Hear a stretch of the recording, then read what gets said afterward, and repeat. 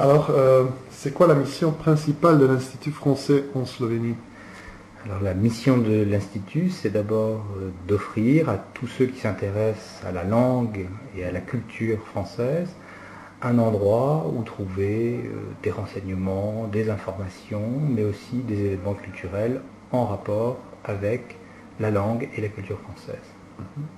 Et c'est quoi le but de votre présence? Alors la présence donc, de l'Institut, c'est aussi d'une certaine façon de maintenir, de développer la place du français en Slovénie. Il y a des étudiants, des élèves, beaucoup de personnes qui apprennent, qui parlent le français, d'autres qui s'y intéressent. Nous sommes là pour les aider et pour développer aussi cette présence du français en Slovénie. Alors, quels sont les domaines auxquels l'Institut français s'intéresse en Slovénie? Alors, il s'intéresse à plusieurs domaines. Moi, personnellement, donc à l'Institut, j'ai le secteur linguistique. Donc, je m'intéresse surtout à la langue française, dans les écoles, à l'université, mais également l'Institut propose des événements culturels, participe, soit ici à l'Institut, soit en dehors de l'Institut. Donc, il y a la langue, la culture, toutes sortes d'événements qui montrent que le français est présent ici, à Ljubljana, mais aussi en Slovénie. Et à votre avis, quel est le niveau de la langue française en Slovénie? On a des locuteurs qui parlent français parfaitement. Vous-même, voyez, vous m'interrogez en français. Oui. Alors que même si je parle un peu slovène, je commence à apprendre cette langue, je ne suis pas capable de tenir encore une conversation. J'espère que j'y arriverai dans quelques mois, peut-être plus. Donc il y a beaucoup de personnes qui s'intéressent au français, qui parlent déjà très bien le français, et d'autres qui font cet effort de continuer à l'apprendre. Non, c'est plutôt une position satisfaisante. Et pour quelqu'un, je viens d'arriver il y a 6 mois ici, dans un pays dont j'avais entendu parler, que je connaissais un peu, mais je suis très favorablement surpris de la qualité de l'enseignement du français. Très bien. Le numéro d'inscription à votre institut augmente-t-il ou Oui, alors d'abord, on peut peut-être dire effectivement qu'il y a quelque chose comme 700 membres qui sont donc inscrits, qui sont actifs, qui viennent, qui fréquentent la médiathèque et l'institut. Et en fait, donc, le nombre des inscrits augmente sensiblement, on va dire une quarantaine de personnes par an. Donc, c'est plutôt satisfaisant, c'est bien fréquenté. On est très content.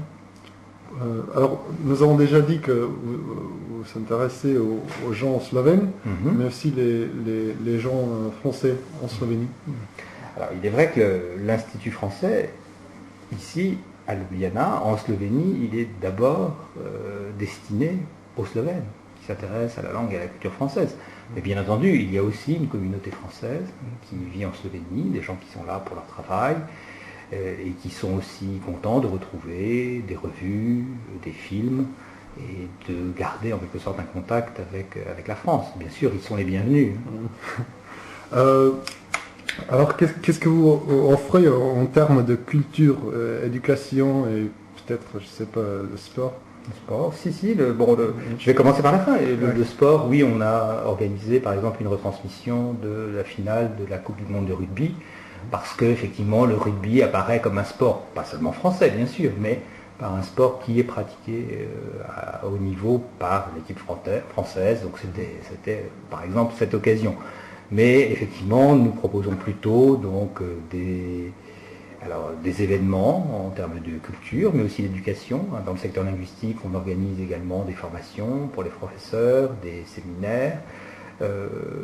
Et d'autre part, donc, les gens peuvent toujours, en venant à la médiathèque, trouver de nombreuses informations. J'ai déjà parlé, il y a donc de nombreuses vidéos, beaucoup de films, des revues. Nous sommes abonnés à de nombreuses revues françaises, de langue française, pas seulement française.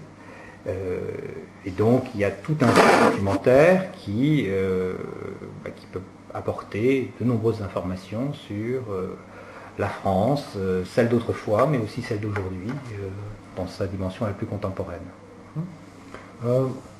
Alors, on sait que vous organisez les tests internationaux de la langue française. Pouvez-vous nous dire quand ça se passe, quand on doit s'inscrire, un peu d'informations? Donc l'Institut, effectivement, prend en charge l'organisation des examens donc, du DELF et du DALF. Donc le DELF, diplôme d'études en langue française, le DALF, diplôme approfondi de langue française.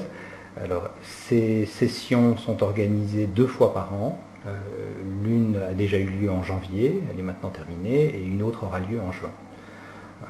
Donc on s'inscrit en fait en choisissant le niveau auquel on veut se mesurer. En fait, c'est aligné sur le cadre européen, donc des langues de A1 jusqu'à C2.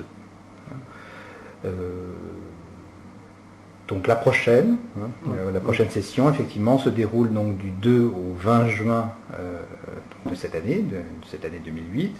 Et il faut, évidemment, pour pouvoir passer ce diplôme, il faut absolument s'inscrire.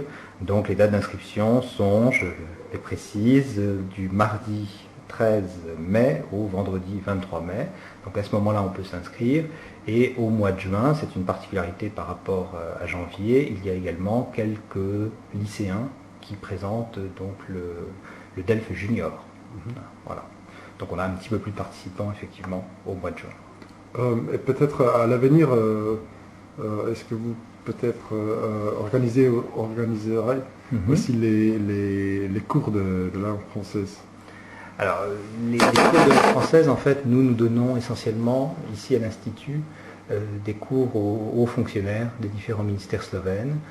C'est dans le cadre d'un mémorandum qui a été signé il y a quelques années, où, pour préparer la présidence, et ce plan se poursuit encore maintenant, même si la présidence slovène a déjà commencé. Donc, pratiquement, nos professeurs sont tous requis dans ces ministères, et nous n'avons plus, ici à l'Institut, en fait, de cours d'enseignement général. Voilà.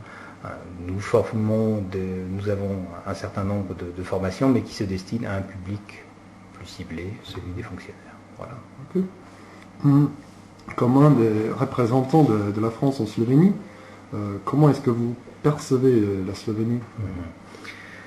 Alors comme je vous l'ai dit, moi par hasard, en fait, j'ai eu l'occasion il y a quelques années de passer des vacances dans le nord du pays, dans la vallée de la Socha. Donc j'ai découvert un pays que je connaissais peu et j'ai été très impressionné, très agréablement surpris. C'était un pays vraiment attachant. Je viens d'arriver, je vous l'ai dit, je ne connais pas encore toute la diversité, tous les paysages de ce pays. On dit qu'il n'est pas très vaste, mais il est pourtant très varié et je n'ai pas encore eu le temps de le parcourir. Et en même temps, la première impression que j'ai, c'est effectivement là j'ai parlé des paysages, mais des gens aussi sympathiques, très ouverts. Et oui, je suis tout à fait satisfait avec ce nouveau poste.